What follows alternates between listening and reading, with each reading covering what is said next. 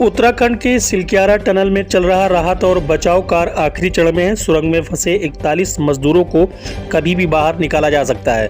Rescue operation team के सदस्य गिरीश सिंह रावत ने बताया कि रेस्क्यू ऑपरेशन लगभग आखिरी चरण में है। पाइपलाइन ड्रिलिंग में जो दिक्कत आई थी उसे दूर कर लिया गया है। मलबे में फंसे स्टील के टुकड़ों को काटकर निकाल लिया गया है। पाइपलाइन डालने की प्रक्रिया चल रही है। गिरीश सिंह रावत ने कहा कि उम्मीद है कि 1-2 घंटे में नतीजे आ जाएंगे। अधिकारियों को उम्मीद है कि बचाव अभियान गुरुवार सुबह तक पूरा हो जाएगा। अगर मशीन से लगभग 44-45 मीटर तक की ड्रिलिंग पूरी हो गई है, अब करीब 20 मीटर की ही ड्रिलिंग बची हुई है। अगले 2 घंटों में हो सकता है कि पाइप सुरंग से आर पार हो जाए, जिसके बाद सुरंग में 11 दिनों से फंसे हुए 41 मजदूरों को सुरक्षित बाहर निकाल लिया जाएगा। उत्तरकाशी के सिलक्यारा सुरंग के अंदर फंसे 41 मजदूरों के लिए गुरुवार का दिन बेहद अहम है। मजदूरों को बाहर निकालने के लिए जारी रेस्क्यू ऑपरेशन के बीच आज खुशखबरी आ सकती है। टनल में 51 मीटर तक की ड्रिलिंग कर ली गई है। अब मजदूरों तक पहुंचने के लिए केवल 12 मीटर की दूरी शेष रह गई है। ऐसे में उम्मीद जताई जा रही है कि जल्द ही मजदूर इससे बाहर निकल आएंगे। अगर मशीन से 800 mm व्यास वाले पाइप डालने का रेस्क्यू कार्य टनल के मलबे वाले हिस्से को वेदने के करीब पहुंचा है।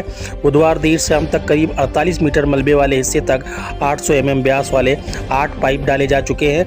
जिस तेजी के साथ टनल के अंदर रेस्क्यू कार्य चल रहा था, अनुमान था कि देर रात तक रेस्क्यू ऑपरेशन समाप्त हो सकता है। टनल के बाहर मेडिकल टीम और एम्बुलेंस को तैनात किया गया है। सूत्रों के अनुसार जिस पाइप को अंदर भेजा जा रहा था उसके आगे का हिस्सा लोहे की सरिया से टकराकर मुड़ गया था, लिहाजा अब उस आगे के हिस्से को गैस कटर से काटकर अलग किया जा रहा है। बाद में उस हिस्से को छोटी छोटी टुकड़ों में काटकर पाइप से वापस निकाला जाएगा। इसके चलते पाइप को अंदर भेजने की प्रक्रिया फिलहाल रुकी हुई है। उम्मीद है कि आज गुरुवार का दिन बेहद अहम होगा और ये खुशखबरी भरा दिन हो सकता है। मतलब अगर किसी तरह की दिक्कत नहीं आती है तो कितना समय लग सकता है आपको पाइप इंसर्ट करने, क्योंकि आपने रात से बताया 1 बजे से काफ़ी अच्छा प्रोग्रेस किया है। 18 मीटर बहुत ज़्यादा होता है, तो अब कितनी उम्मीद, अगर कोई अड़चन नहीं होती है तो? अगर कोई अड़चन नहीं होती है, जैसे कि कल मैंने बहुत डिटेल में बताया था कि बड़े बोल्डर आ सकते हैं, पत्थर बड़ा आ सकता है, कोई लैटिस गर्डर अंदर होते हैं हमारे। आप लोग को ये भी मैं बता दूं, एक आयरन रॉड भी मग के साथ, मतलब मलबा के साथ जो मशीन काट के फेंकता है उसके साथ एक बड़ा सा आयरन रॉड भी आया। ये हमारी खुशकिस्मती है कि वो अंदर ट्विस्ट होके टर्न होके मशीन को रोका नहीं, उसने सीधे ही निकाल के फेंक दिया।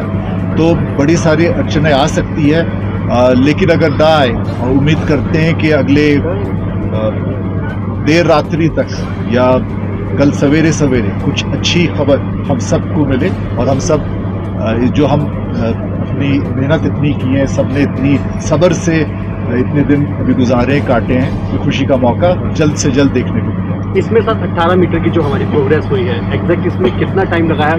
क्या पहले के मुकाबले अब जो हमारी स्पीड है वो इम्प्रूव हुई है, इंक्रीज हुई है?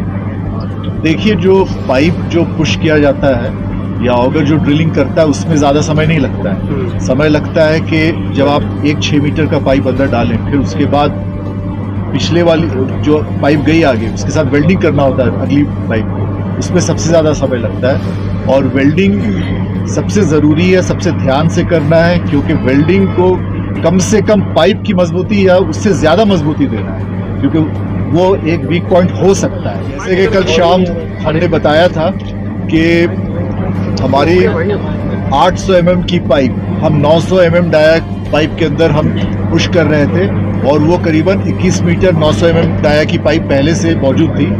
तो 800 mm की पाइप भी हमने 21 मीटर तक प्लेस कर दी, पुश कर दिया। उसके बाद हमारी ड्रिलिंग ऑगर मशीन द्वारा वो शुरुआत हमने की रात को करीबन 1:45 बजे और 12:45 1:45 बजे, और अब तक ये मुझे बेहद खुशी है ये आप लोग से शेयर करते हुए कि 3 और पाइप जिसका मतलब है करीब और 18 मीटर, तो 21 + 18 39 मीटर हमारी ड्रिलिंग हो चुकी है, और हमने पाइप भी 800 mm का उसमें प्लेस कर दिया है। ये हमारे लिए काफ़ी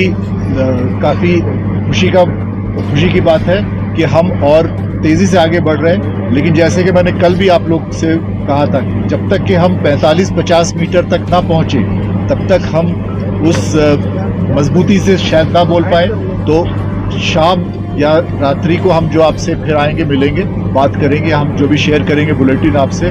उम्मीद रखिए, प्रार्थना कीजिए कि जिस तेजी से हमने ये 3 पाइप हमने डाली, वैसे नेक्स्ट भी और 2-3 पाइप इसी तेजी से निकल जाए। दूसरी एक बात है कि हम दूसरे साइड से भी, बारकोट साइड से भी हम हॉरिजॉन्टल ड्रिलिंग कर रहे हैं। उसमें भी हमारी तीसरी ब्लास्ट हो गई रात को, और वहाँ से भी हम अभी 7.9 मीटर, लगभग 8 मीटर हम उधर से भी प्रवेश कर चुके हैं। बाकी अगर और कुछ डेवलपमेंट है वो नीरज बताएं। अभी सर ये जो 18 मीटर एक मिनट हमारा आप लोगों को एक वीडियो कम्युनिकेशन के बारे में पता चला था, उसी प्रकार से हमारे एनडीआरएफ और एसडीआरएफ की टीम ने एक ऑडियो कम्युनिकेशन चैनल भी उनके साथ स्थापित किया है, जिसमें उनसे अब पहले जो पाइप के थ्रू बोल के बात की जा रही थी, पाइप के अलावा वहाँ पर एक वायर के थ्रू एक माइक्रोफोन और स्पीकर उस साइड चला गया है, और इस साइड हमारे पास एक हेडफोन के थ्रू और माइक्रोफोन के थ्रू उनसे बात हो पा रही है। तो सबसे पहले जैसे जब एस्टेब्लिश हुआ